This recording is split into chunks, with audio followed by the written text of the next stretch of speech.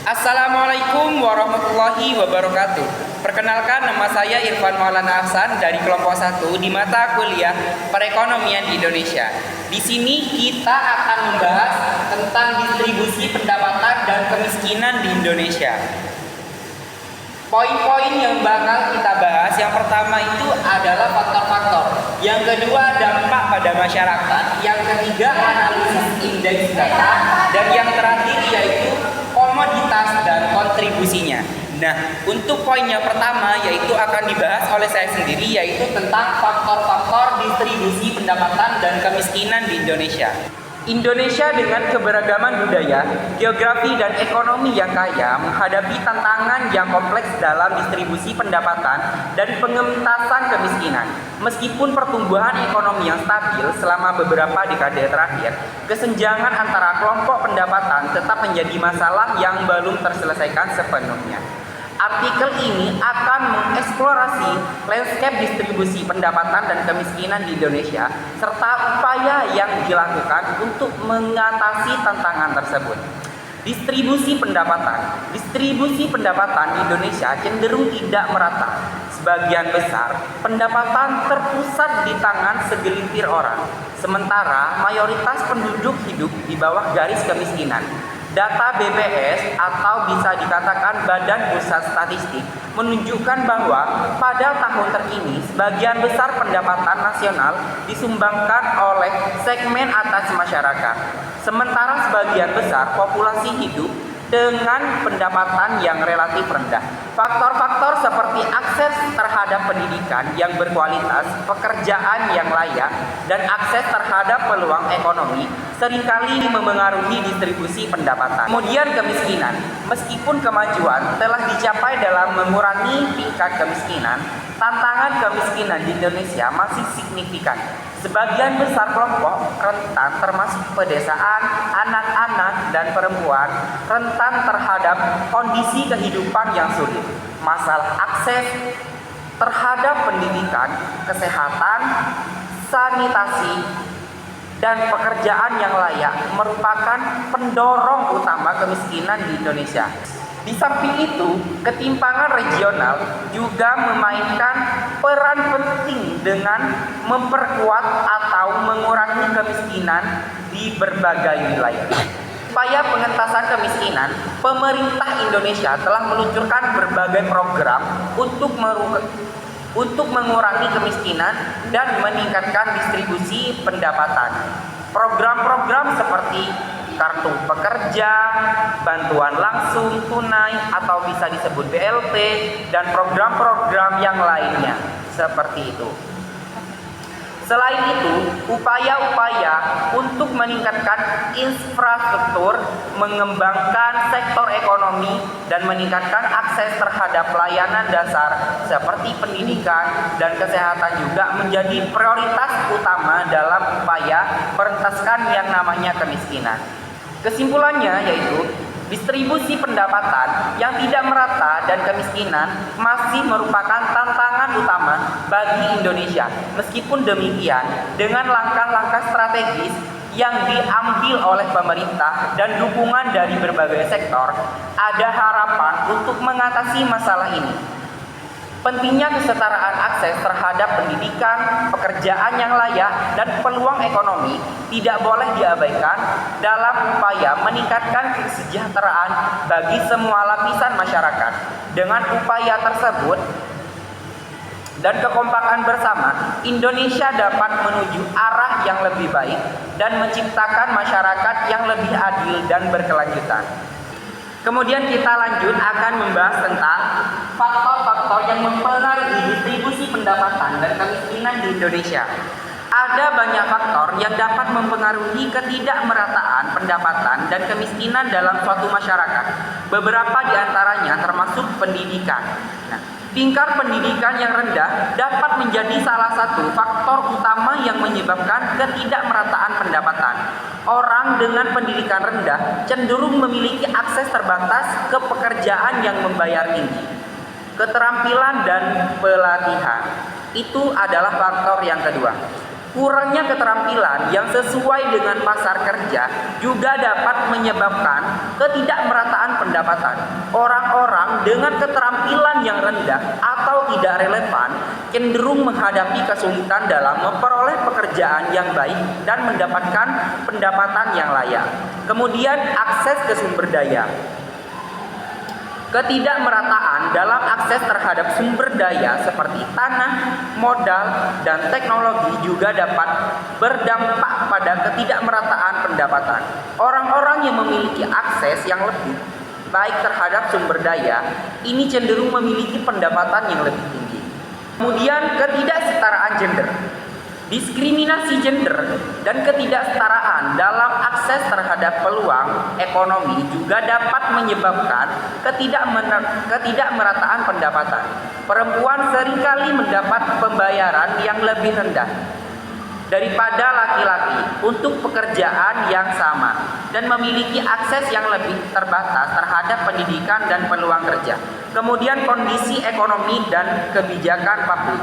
Kondisi ekonomi makro seperti tingkat pertumbuhan ekonomi, kebijakan fiskal, dan kebijakan moneter juga dapat mempengaruhi ketidakmerataan pendapatan. Misalnya, kebijakan yang mendorong investasi dalam pendidikan, pelatihan, dan membangun infrastruktur dapat membantu mengurangi kesenjangan pendapatan. Kemudian kita masuk ke poin kedua, yaitu dampak pada masyarakat. Dampak dari ketidakmerataan pendapatan dan kemiskinan pada masyarakat bisa sangat besar. Beberapa dampaknya termasuk kesehatan. Orang yang hidup dalam kemiskinan seringkali memiliki akses terbatas terhadap pelayanan kesehatan yang berkualitas, yang dapat mengakibatkan peningkatan angka kematian dan penyakit. Kedua, yaitu pendidikan. Ketidakmerataan pendapatan dapat menghambat akses anak-anak dari keluarga miskin untuk mendapatkan pendidikan yang berkualitas yang dapat memperkuat lingkaran kemiskinan.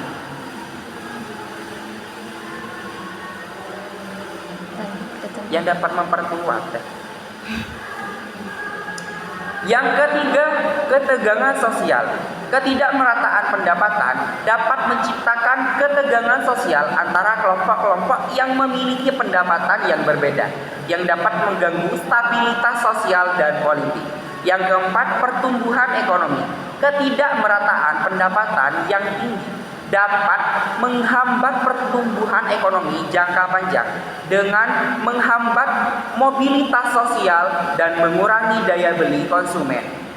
Untuk mengatasi ketidakmerataan pendapatan dan kemiskinan, diperlukan serangkaian pendidikan, pelatihan, perlindungan sosial, pembangunan infrastruktur, dan kebijakan yang mendukung kesetaraan gender. Cukup sekian. Untuk poin berikutnya akan dijelaskan oleh teman saya, yaitu Khofifatur Rohmah dan Diana Ulfi. Kepadanya kami persilahkan. Di sini saya akan melanjutkan keterangan dari teman saya sebelumnya, yaitu Mas Irfan Maulana Ahsan. Di sini saya akan menjelaskan tentang analisis indeks data. Nah, dalam menganalisis suatu distribusi pendapatan di suatu negara, ada beberapa ketetapan atau prinsip yang umumnya diterapkan oleh para peneliti dan ahli ekonomi. Nah, beberapa di antaranya termasuk adalah yang pertama adalah indeks Gini. Nah, ini adalah metode yang umum digunakan untuk mengukur tingkat ketimpangan pendapatan di suatu negara. Nah, semakin tinggi nilai indeks Gini, semakin tinggi ketimpangan pendapatan. Nah, nilai indeks Gini ini berkisar antara 0 atau distribusi sempurna dan 1 distribusi yang sangat tidak merata. Yang kedua adalah kurva Lorenz. Nah, kurva ini digunakan untuk menggambarkan distribusi pendapatan di suatu negara dengan cara membandingkan distribusi pendapatan aktual dengan distribusi yang merata. Semakin jauh kurva Lorenz dari garis distribusi merata atau garis 45 derajat, semakin besar ketimpangan suatu pendapatan. Nah, yang selanjutnya adalah rasio 20/20. Nah, prinsip ini mengacu pada perbandingan antara bagian teratas dan bagian terbawah populasi berdasarkan pendapatan. Nah, misalnya, jika 20% populasi teratas memiliki lebih dari 20% pendapatan nasional, maka distribusi pendapatan dianggap tidak merata. Selanjutnya adalah analisis kuartil.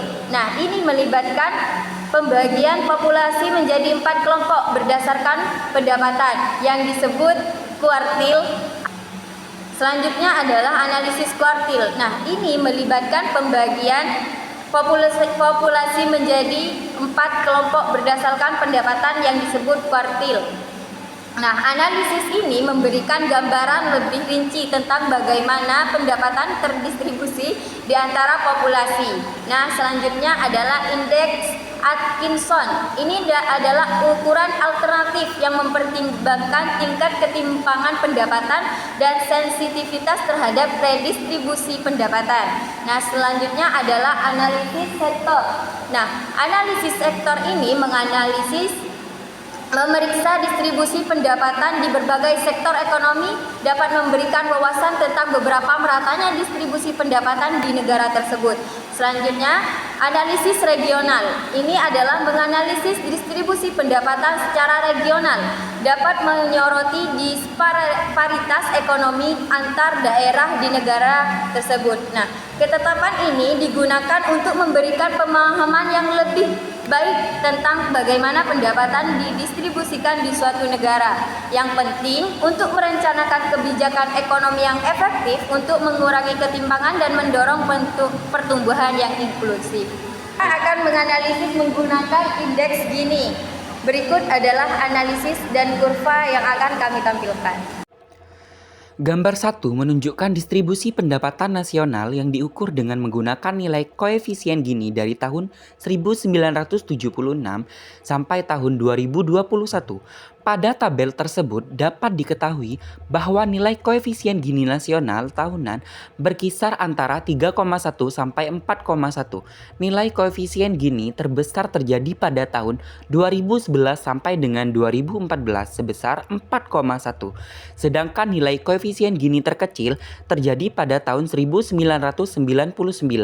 Gambar tersebut juga menjelaskan lebih spesifik nilai koefisien Gini menurut sektor, yaitu perdesaan, perkotaan, atau perdesaan dan perkotaan. Nilai koefisien Gini nasional pada tahun 1976 sampai tahun 2024 belum memiliki perubahan yang berarti.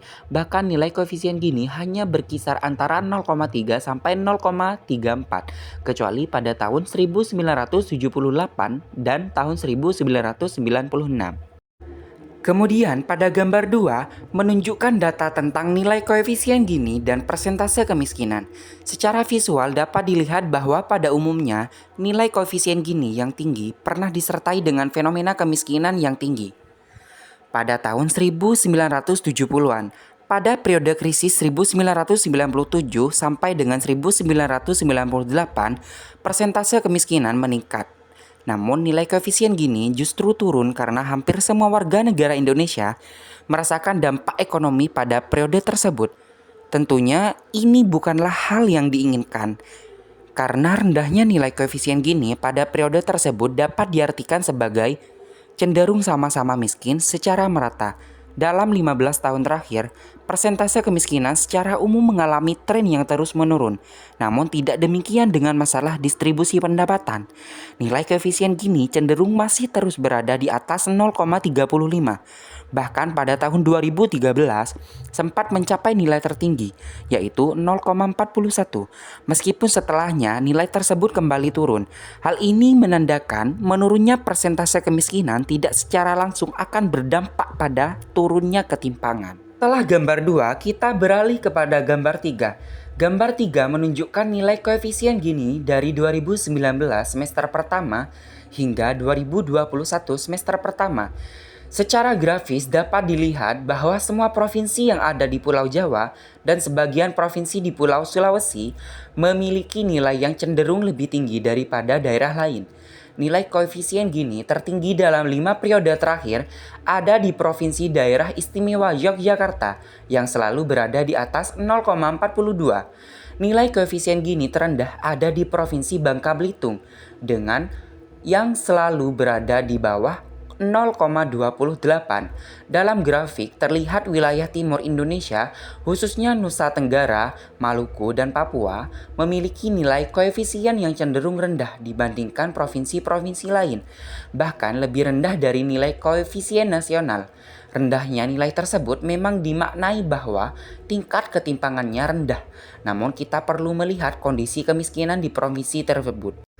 Lanjut gambar terakhir, gambar 4, menunjukkan persentase kemiskinan per provinsi dari 2019 semester pertama hingga 2021 semester pertama. Persentase kemiskinan di Indonesia memang sudah berada di bawah 9%, kecuali dalam 2 semester terakhir yang naik di atas 10%, akibat adanya pandemi COVID-19. Namun apabila dilihat per provinsi, sebagian besar provinsi di Indonesia, khususnya yang ada di wilayah timur, masih memiliki persentase kemiskinan di atas 10%. Bahkan sebagian ada yang di atas 15% hingga 25%. Data ini menunjukkan adanya ketimpangan regional yang terjadi antara provinsi di Indonesia. Selain itu, kita juga dapat mengetahui dengan melihat grafik 5 dan 6. Bahwa di sebagian besar wilayah timur Indonesia memang tidak terjadi ketimpangan, namun yang terjadi adalah adanya kecenderungan kemerataan kemiskinan, dan tentu saja hal ini juga bukan kondisi yang diinginkan. Poin berikutnya saya akan menjelaskan komoditas dan kontribusinya. Beberapa contoh komoditas yang memberikan kontribusi besar terhadap mengurangi garis kemiskinan dan kontribusinya adalah beras, jagung, gandum, kacang-kacangan, dan karet. Semua komoditas di atas itu memiliki potensi untuk memberikan kontribusi yang signifikan terhadap mengurangi garis kemiskinan melalui penyediaan pangan. Sebagai contohnya, kita bisa membahas tentang komoditas beras. Karena beras itu menjadi makanan pokok. Beras adalah sumber makanan pokok bagi jutaan orang di seluruh dunia, di banyak negara termasuk di Asia Tenggara. Yang kedua itu menjadi penghasilan bagi petani. Pertanian beras itu memberikan pekerjaan dan sumber penghasilan bagi jutaan petani di berbagai negara. Yang ketiga yaitu ekspor dan ekonomi lokal. Di negara-negara yang menghasilkan beras dalam jumlah besar, ekspor beras dapat menjadi sumber pendapatan yang signifikan bagi pemerintah dan masyarakat. Yang keempat, ketersediaan dan harga. Ketersediaan beras dan harga itu yang terjangkau penting bagi masyarakat miskin. Kenaikan harga beras dapat memberikan dampak besar terhadap kelompok masyarakat dengan pendapatan rendah. Yang terakhir yaitu kesejahteraan sosial, yang dimana pada tingkat yang lebih luas, akses yang memadai terhadap beras dapat membantu meningkatkan kesejahteraan sosial. Dengan demikian, komoditas beras itu merupakan contoh yang baik dari sebuah komoditas yang memberikan kontribusi besar terhadap mengurangi garis kemiskinan dan kesejahteraan masyarakat secara keseluruhan. Cukup sekian presentasi dari kelompok kami. Kurang lebihnya mohon maaf. Wassalamualaikum warahmatullahi wabarakatuh.